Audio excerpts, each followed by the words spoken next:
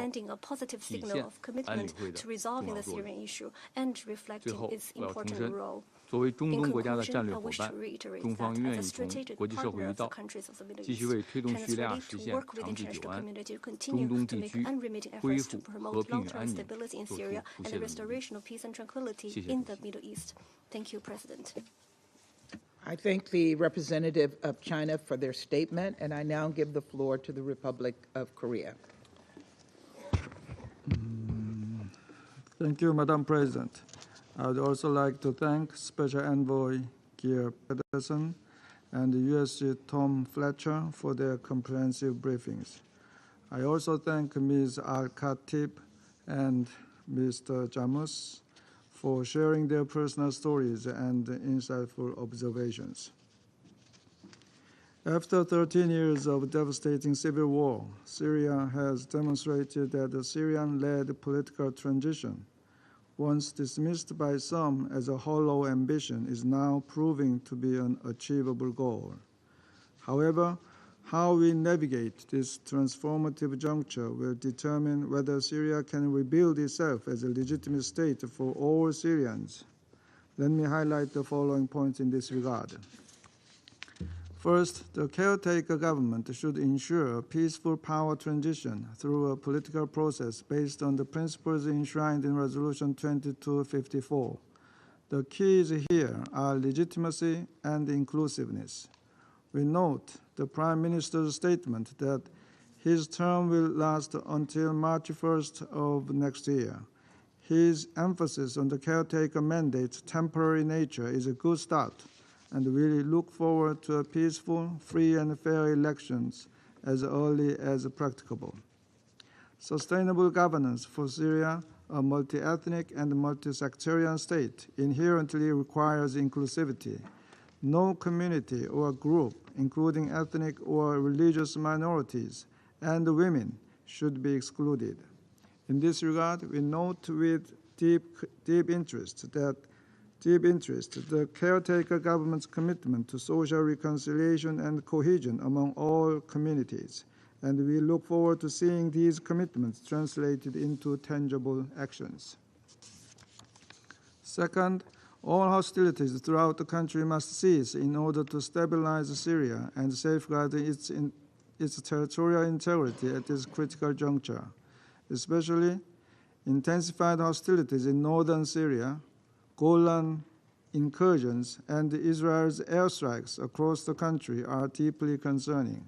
Even more disturbing is Israel's plan to expand its settlement in the occupied Golan Heights, contrary to its obligations under the Geneva Conventions and the Security Council Resolution 497.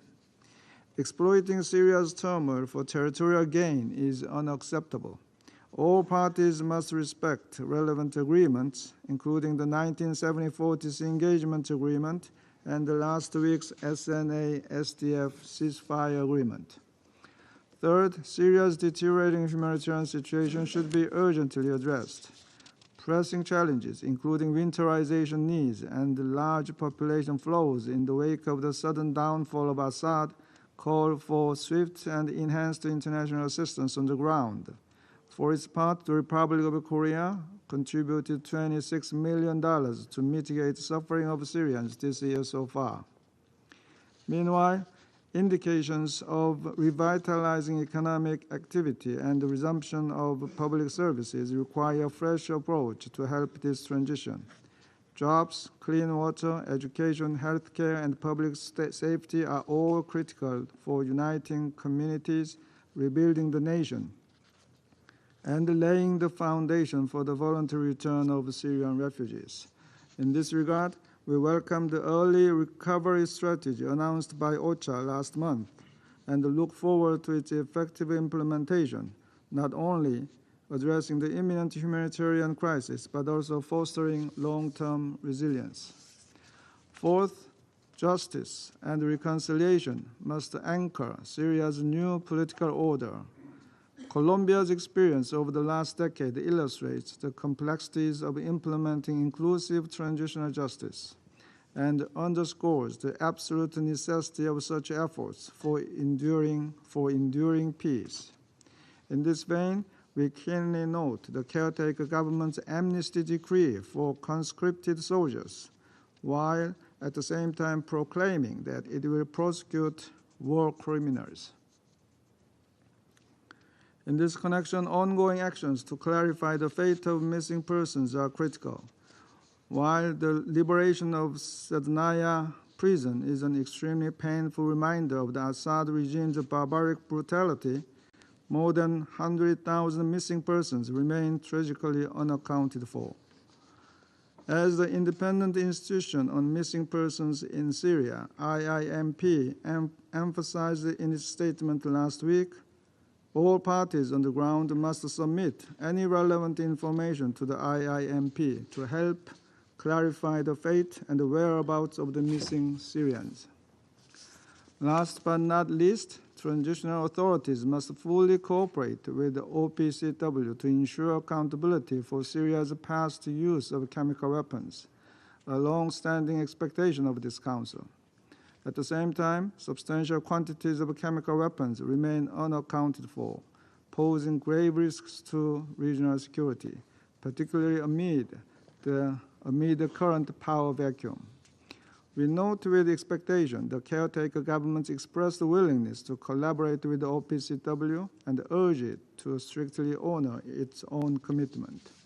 Meanwhile, we note the OPCW Director General's remark that airstrikes targeting facilities not only bear the risk of contamination, but also jeopardize the destruction of valuable evidence for investigations related to past use of chemical weapons.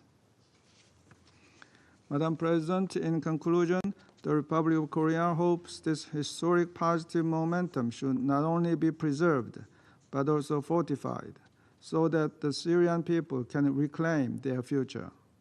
Let us stand united for a dignified, stable, and peaceful future for all Syrians, underpinned with basic human rights and fundamental freedoms. I thank you, Madam President.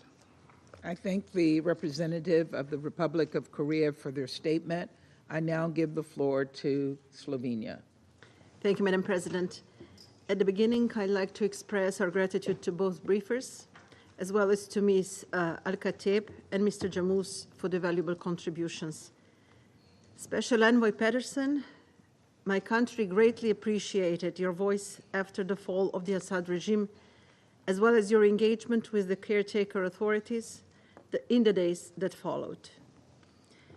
Madam President, colleagues, the transfer of power in Syria carries profound emotional weight for the nation that has endured years of conflict, years of loss and fractured unity. For many, the idea of change is both a beacon of hope and a source of anxiety. It symbolizes the possibility of healing a war-torn country and a rebuilding of a future rooted in dignity and justice. Yet it also brings deep fears of continued instability, reprisals, and the resurfacing of old wounds. Today, Syrians find themselves at a crossroad, entering uncharted waters, filled with hope. Hope that their legitimate aspirations to live a life in peace, freedom, and prosperity could be realized at last. In this regard, Madam President, I'd like to make the following remarks. First, prosperous future depends on a credible and inclusive political transition, an inclusive Syrian-led and Syrian-owned political process, which should take place in line with the key principles of the Resolution 2254. In this regard, I'd like to emphasize that women must be able to participate fully, safely, and meaningfully in all processes. While doing so, Syria must abide by all relevant resolutions of the Council. We're especially stressing all parties' obligations related to the fight against terrorism. In particular, we'd like to underscore the importance of preventing the Islamic State and other groups from re-establishing their capabilities and denying them safe haven in Syria. The caretaker authorities must also respect Syria's other international obligations, including the Chemical Weapons Convention. Second, years of hostilities across all of Syria have exacerbated humanitarian needs. We join others in urging for additional international support for the efforts of the United Nations and humanitarian organizations to surge humanitarian aid to support civilians in need across Syria. We expect the caretaker authorities to hold true to their commitments of ensuring full humanitarian access and the continuity of essential services.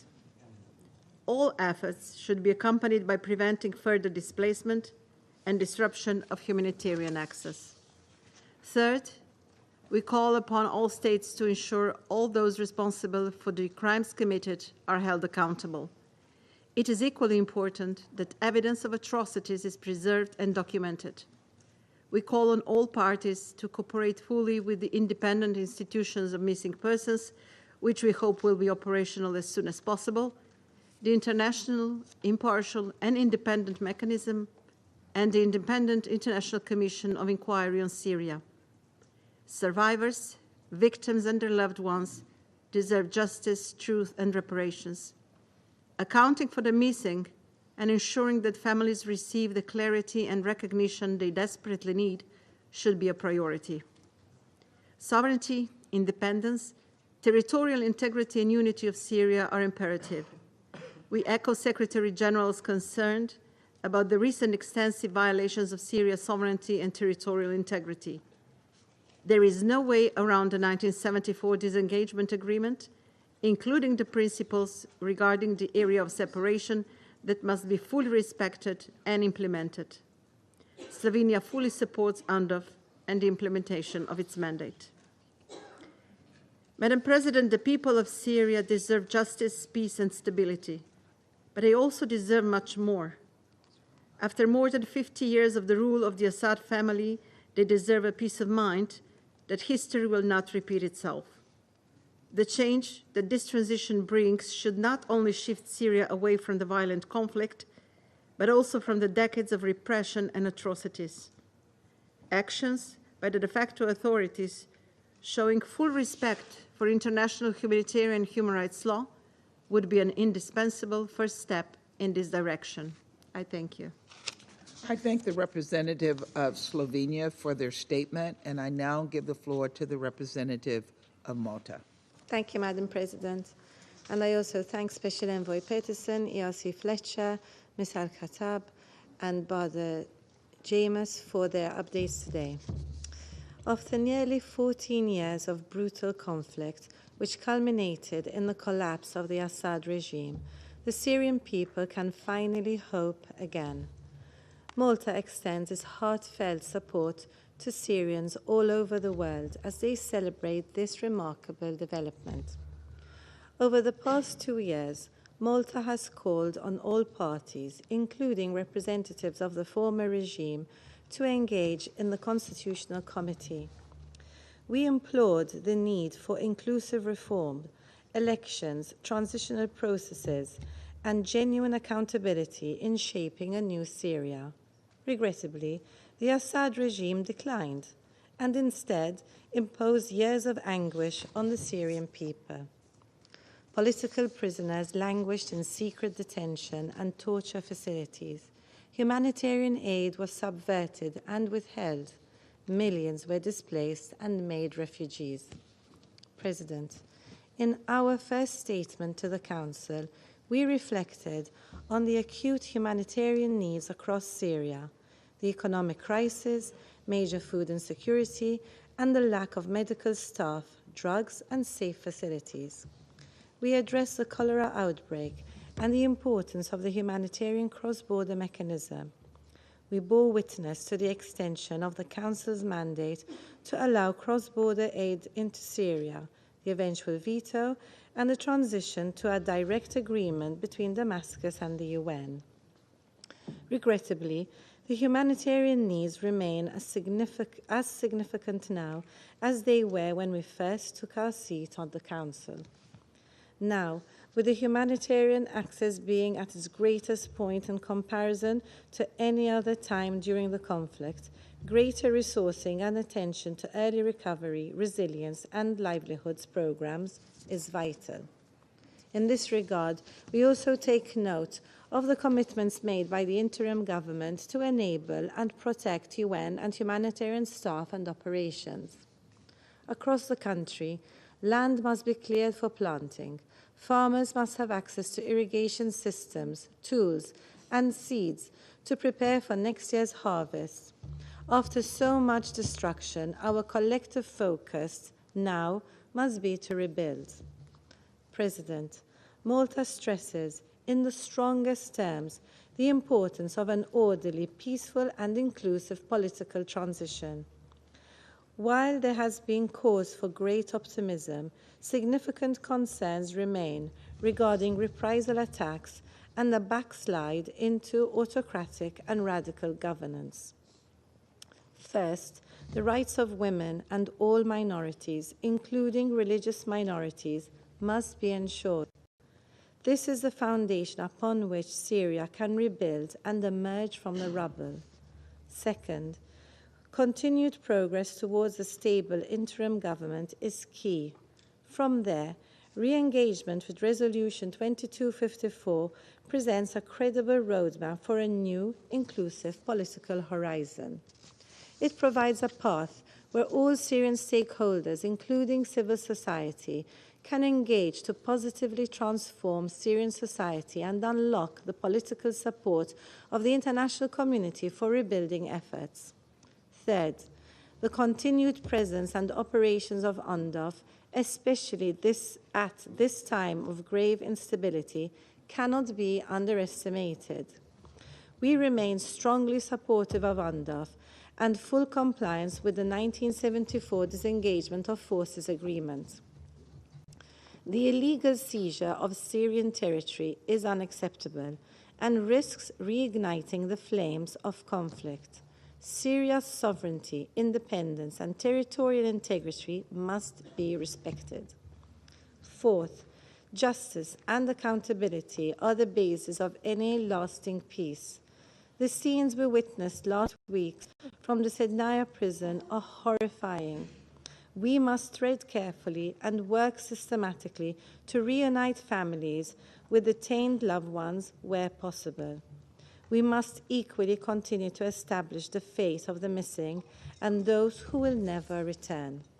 In this respect, the International Impartial and Independent Mechanism and the Independent International Commission of Inquiry on the Syrian Arab Republic are more critical than ever.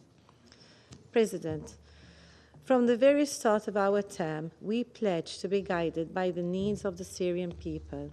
At this historic juncture, we stand by Syrians at home and throughout the world as they reclaim their country, sovereignty, and dignity.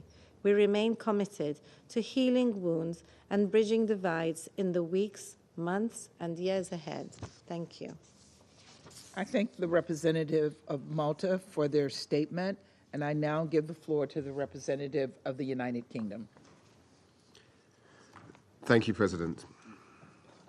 I thank Special Envoy Pedersen and Under-Secretary General Fletcher for their briefings.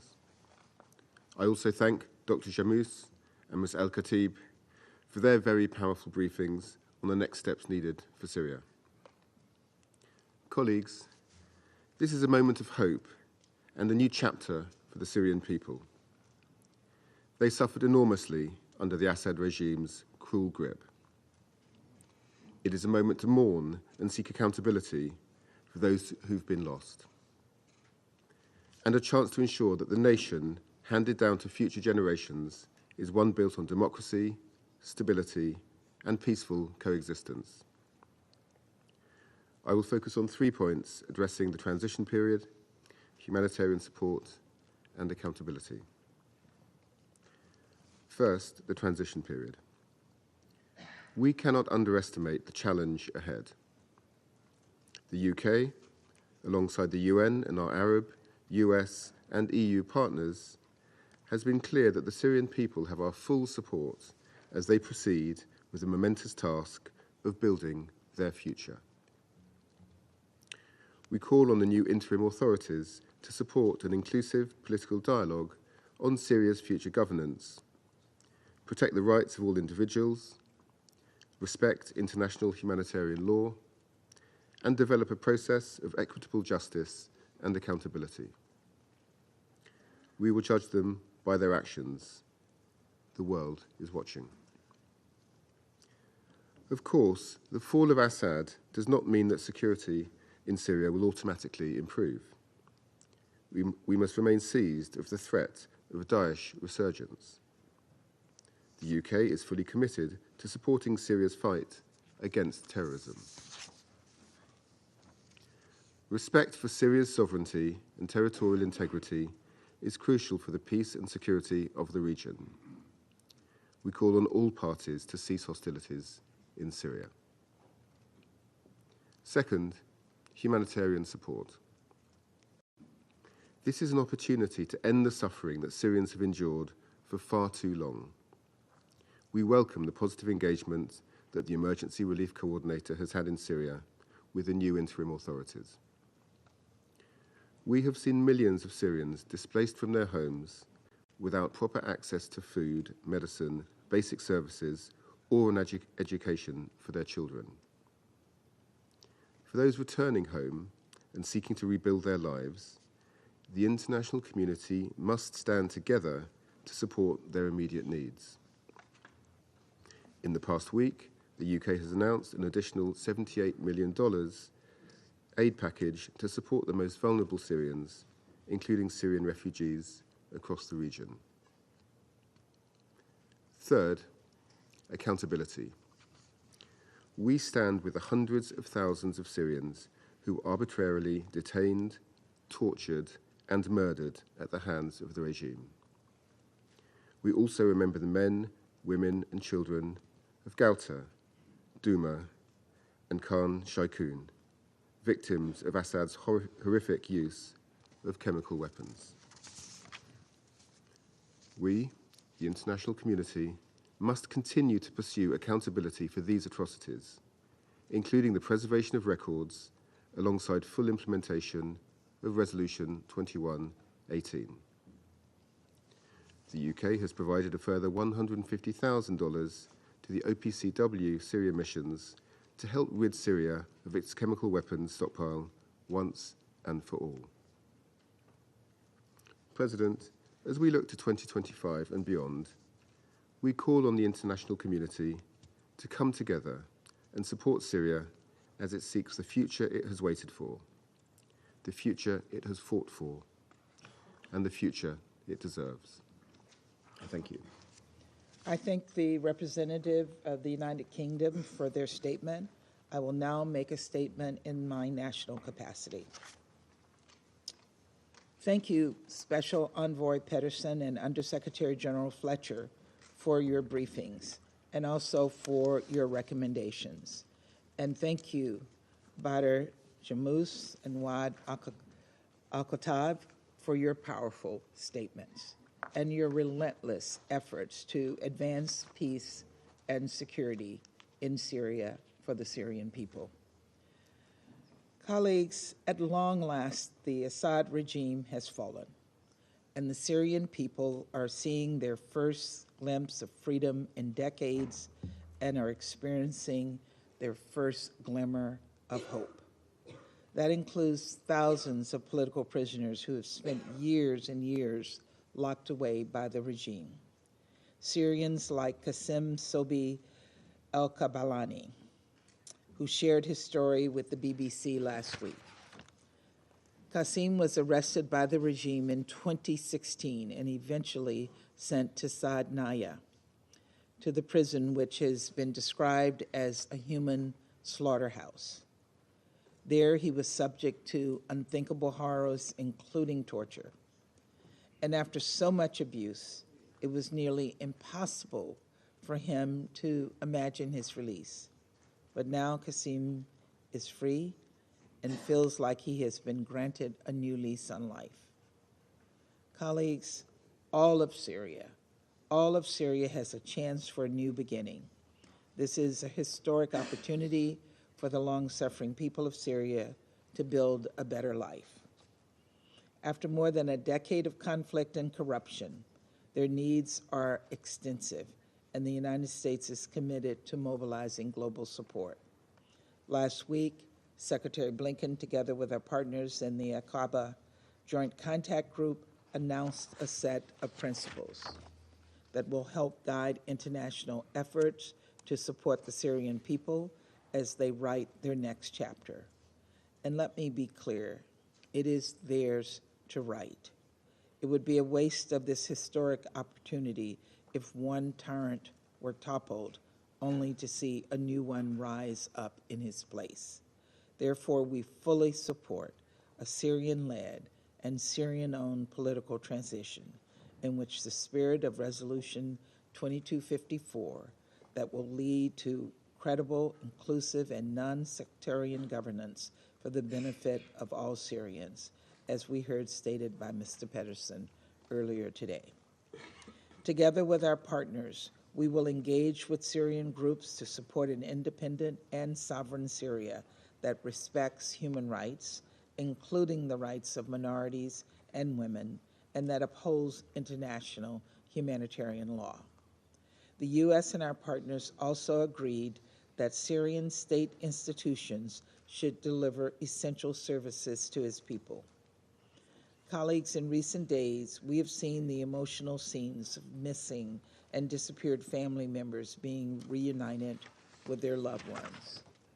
Determining the fate of missing Syrians and foreign nationals is of vital importance, because while Qasim and thousands of others are now free, so many families are still in the dark.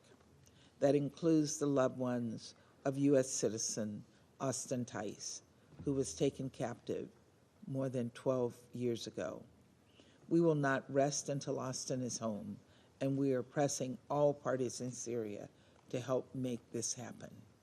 The United States appreciates the work of civil society groups, the International Impartial and Independent Mechanism and Commission of Inquiry, which continue to document regime violations and abuses. As the independent institution on missing persons mission has never been more crucial, we encourage the Secretary General to appoint a head of the IIMP as soon as possible. Our support and funding of this work must continue. Colleagues, the regime may have fallen, but the dire humanitarian needs of millions of Syrians remain, as you've heard from all of our speakers today. In addition to ensuring unhindered access from neighboring countries and throughout Syria, we call for additional financial support for UN agencies and aid organizations. This includes additional contributions to the Syria Recovery Trust Fund. I've often spoken about the Syrians forced to flee the violence and destruction of the regime.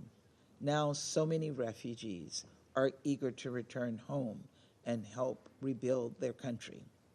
Many displaced Syrians in host countries still require protection and basic services. Indeed, some Syrian refugees and asylum seekers may be even more vulnerable. And so all states must uphold their obligations to refugees. Colleagues, just as Syria's leaders should no longer pose a threat to their own people, Syria should have peaceful relations with its neighbors. The United States will continue to support Syria's neighbors, including Jordan, Lebanon, Iraq, Turkey, and Israel, should any new threats arise from Syria during this period of transition. Preventing these threats requires that Syria cooperates with efforts to secure and destroy the Chemical Weapons Convention and Security Council Resolution 2118. We seek assurances of Syria's commitment to cooperate with the OPCW in this regard. Finally, there is a strong international consensus that Syria must not be used as base for terrorists such as ISIS. That requires securing detention facilities and displaced persons camps in northeast Syria, which hold nearly 9,000 ISIS fighters. And that means continuing to repatriate detained and displaced foreign nationals. As the United States maintains our mission against ISIS, there should be no doubt we will fully defend and protect U.S. personnel and U.S. military positions in northeast Syria.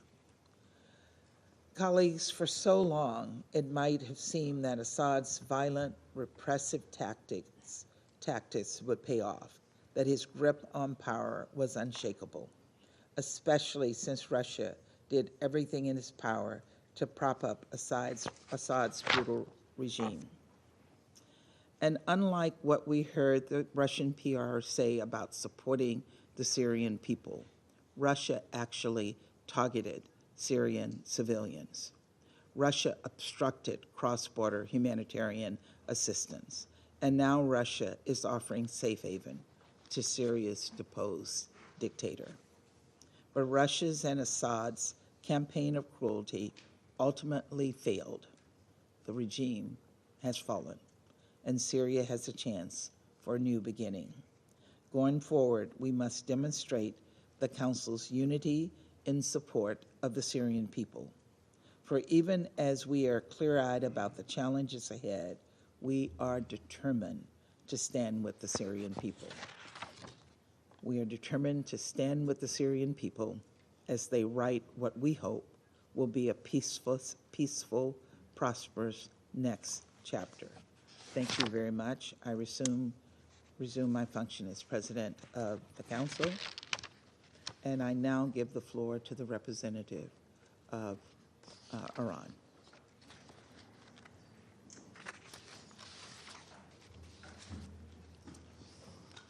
Okay. Thank you, Madam President. In the name of God, the Compassionate and Merciful, we thank Mr. Peterson, the Special Envoy, and Mr. Fletcher and the Secretary General for their insightful briefings. We listened carefully to a statement made by the other briefers.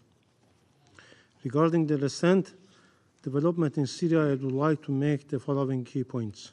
First, the Islamic Republic of Iran reaffirms its unwavering support for Syrians' unity, sovereignty, and territorial integrity. The future of Syria must be decided solely by its people, free from external interference or imposition. An inclusive Syrian-led and Syrian-owned political process facilitated by the UN and grounded in the framework of the Resolution 2254 is essential. This includes drafting a new constitution through a representative constitutional committee and establish an inclusive and representative government that reflects the aspiration of all Syrian people. In this context, Iran commends the constructive effort and active engagement of the UN Special Envoy, Mr. Peterson, in advancing this critical objective. Second, maintaining Syrian governmental institutions is vital for stability and the foundation of an inclusive political solution. Institutional collapse risks further fragmentation, humanitarian suffering, and exploitation by extremists. Lessons from the past conflict underline the importance of institutional continuity for basic services, the rule of law, and trust building. The international community must support Syria's institutional resilience, respecting its sovereignty and the will of its people. Third, the safety of all Syrian citizens, including the rights of minorities as well as foreign nationals, must be ensured. Religious and cultural sites and places must be safeguarded, and the inavailability of diplomatic premises and personnel must be upheld in accordance with international law. Fourth, Iran strongly condemns Israeli continued violation of Syrian sovereignty and territorial integrity. The Israeli occupying regime has exploited the current situation in Syria to pursue its political agenda and further destroy Syria's infrastructure. The Security Council must take decisive action to address this aggression and to put an end to Israeli occupation of Syrian territory, which constitute a blatant violation of international law, the UN Charter, and the Council's own resolution, in particular Resolution 350. Iran reaffirms its unwavering support for UNDOF and the full implementation of its mandate. Fifth, the Syrian people face immense economic and humanitarian hardship that demand urgent action. Rebuilding critical infrastructure, restoring services, and ensuring the safe return of refugees and internally displaced persons are essential for fostering national unity and recovery. Immediate aid must be prioritized and unilateral sanctions on Syria must be lifted. The continuation of these inhuman and illegal measures is unjustifiable, as they disproportionately harm the most vulnerable, worsen economic hardship, and violate the fundamental rights of the Syrian people. Iran commends the tireless efforts of OCHA and its humanitarian partners in their work toward alleviating the suffering of the Syrian people. Sixth, Syria remains a pivotal country in the region and must recover its vital role in promoting peace and stability, free from terrorism that poses no threat to its neighbors or the broader region. The Syrian people deserve peace, dignity, and the chance to rebuild their nation free from external interference. The international community must collectively support Syria's unity, sovereignty, and reconstruction, ensuring the rights of aspiration of all Syrians are upheld. Seventh, Iran has consistently played a pivotal and constructive role in promoting regional peace and security, paying a heavy price both in material and human cost in fight against terrorism in Syria and the wider region. This undeniable reality cannot be overlooked. For years, Iran has provided legitimate support to Syria in its fight against terrorism, acting upon the formal and unlawful request of the then Syrian government. Without Iran and the Hezbollah decisive efforts and sacrifices, Syria would have fallen entirely under the control of Daesh and its affiliated terrorist groups, with their influence potentially extending into Lebanon. These efforts also played a critical role in bringing to end to Daesh control in both Iraq and Syria. Finally, Iran and Syria share deep historical and friendly relations, which continue to grow based on mutual interest and international legal principles. Iran remains steadfast in its constructive role working with the United Nations, regional partners, and the Syrian people to achieve lasting peace and stability in Syria and the wider region. I thank you. I thank the representative of the Islamic Republic of Iran for their statement. I now give the floor to the representative of Iraq. شكرا جزيلا السيد الرئيس على عقد هذه الجلسة لمناقشة الأوضاع في الجمهورية العربية السورية ونرجو أن تقديرنا للجهود التي يبذلها مجلس الأمن والأمين العام في متابعة الأوضاع في سوريا وفي دعم الشعب السوري ولمعالجة الأزمة السورية التي طالت معاناة شعبها خلال in the Syrian crisis that has caused so much suffering for the Syrian people over the last few years, and this based on our humanitarian and regional responsibility to support efforts to restore peace and stability in Syria and across the region. We would like to thank Mr. Pedersen, the Special Envoy of the Secretary General for Syria, and Mr. Fletcher, the Under-Secretary General for Humanitarian Affairs and Emergency Relief Coordinator. We thank them for their briefings. Likewise, we listen closely to the statements by Mr. Mohammed Al-Khatib and Mr. Jammu. Since the beginning of the Syrian crisis in 2011, Iraq has continued to call for a political dialogue between all of the Syrian parties. This is the only way to resolve this crisis. We believe that a political solution must be based on the willingness of the Syrian people and must be Syrian-led without any foreign interference. Further, we are aware that only the Syrian people has the right to decide on its own future and to choose its leaders through a democratic process that reflects the aspirations of the Syrian people and which ensures its rights, freedoms, and we reaffirm that the stability of Syria is an integral part of the stability of the region. Therefore, we call on the international community to step up its efforts to assist the Syrian people in overcoming this test by providing humanitarian assistance or participating in reconstruction. Any solution to address the repercussions of the regime change must be based on a constructive dialogue in order to ensure that there is a political, economic, and humanitarian response that is not suffer any foreign interference. We would like to reaffirm the following points. Firstly, it's important to respect the willingness of the Syrian people and its right to decide on its future freely without any foreign interference. We must ensure its right to decide on its leaders following the regime change in Syria. The current juncture calls for a balanced comprehensive approach to achieve peace and stability in Syria after so many years of conflict.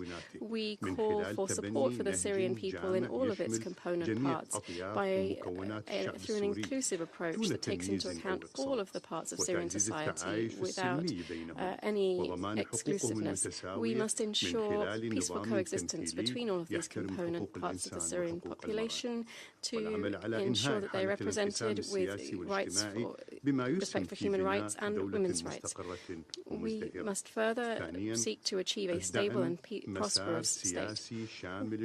Secondly, we must support an inclusive, fair political regime based on particularly Resolution 2054 of the Security Council to guarantee a peaceful political transition in line with the aspirations of the Syrian people. We must also develop a clear roadmap to ensure a peaceful political process, ensuring the effective involvement of all Syrian forces and to strengthen the Syrian state institutions. Thirdly, we must preserve the unity of the Syrian people, the unity of the country and its territorial integrity. We reject any attempt to divide Syria, violate its sovereignty, or establish hotbeds of influence subject to regional actors. This would destabilize Syria and the region. We must further ensure that Syria will be united and sovereign and will benefit from the unity of its territory. We further call on all Syrian stakeholders to overcome their divisions and to work together to create a political regime reflecting the aspirations of the Syrian people across all of its component parts. We must address the humanitarian situation and improve the humanitarian situation of the Syrian people by providing the necessary humanitarian aid, by supporting their reconstruction and bringing an end to the isolation of Syria, and ensure that they can return home safely and in dignity. We must ensure safety with regard to their return. We also recall the importance of international and regional cooperation to combat terrorism, which remains a threat to Syria and the region. Syria must not be transformed into a haven for terrorist organizations or a crossing point for terrorist organizations. We are very concerned by the increasing threat of terrorist organizations in Syria and the region because they take advantage of the lack of peace and stability to expand their scope of influence. This has a direct effect on neighboring countries. We must also support the efforts of the Special Envoy, and we call on all to support the efforts of the Special Envoy to ensure that we can comply with Resolution 2254. We further call for strengthened United Nations presence on the ground. The Republic of Iraq condemns and firmly denounces the decision by the Israeli entity to expand its settlement building in the occupied Syrian Golan. This represents a serious violation of international law and the international resolutions. We reiterate our unchanged position and the right of the Syrian people to its sovereignty across all of its territory. The Golan is an occupied Syrian territory. Any attempts to change its demographic makeup is null and void. We also call on the international community to work seriously to preserve the unity and sovereignty of Syria and to achieve peace and stability across the region. We call on the Security Council to shoulder its responsibility to take the necessary steps to bring an end to these violations, which are benefiting from the current situation in Syria. We reaffirm that it's important to respect the disengagement of forces agreement of 1974 and to ensure the continued presence of UNDOF on the ground. UNDOF plays an essential role to preserve stability and ensuring de-escalation in the region. In conclusion, we remain ready to work with all parties in the region to preserve the sovereignty and territorial integrity of Syria and to ensure a dignified future for its people. We call for pooled international efforts to support Syria and its people during this stage and to overcome political, human and security challenges. We stand ready to cooperate with all parties to achieve this noble aim, and we urge all Syrian stakeholders to overcome their differences and to work together to build a political regime reflecting the aspirations of the Syrian people in all of its component parts. Thank you. I thank the representative of Iraq for their statement. I now give the floor to the representative of Turkey. Thank you, Madam President. I am also grateful to Special Envoy Pedersen and the Undersecretary General for Humanitarian Affairs and Emergency Relief Coordinator, Mr. Fletcher, for their briefings, as well as Mr. Jamuz, Chairman of the Syrian Negotiations Commission, and Ms. Al-Khatib for their interventions. And I really congratulate them for conveying voice of their people during these hardship 14 years to the international community. The Syrian people are at a pivotal moment in their history. As of December 8, Syria entered a new era, one that carries the potential to transform a decade of conflict and suffering into a future marked by peace, stability, and prosperity. After 14 years of unimaginable pain, the Syrian people are closer than ever to realizing their aspiration for a free and inclusive Syria. However, the road ahead is not without its challenges. The next steps should be critical to rebuild a Syria that is united, inclusive, and stable, a Syria that can contribute to the stability of our entire region.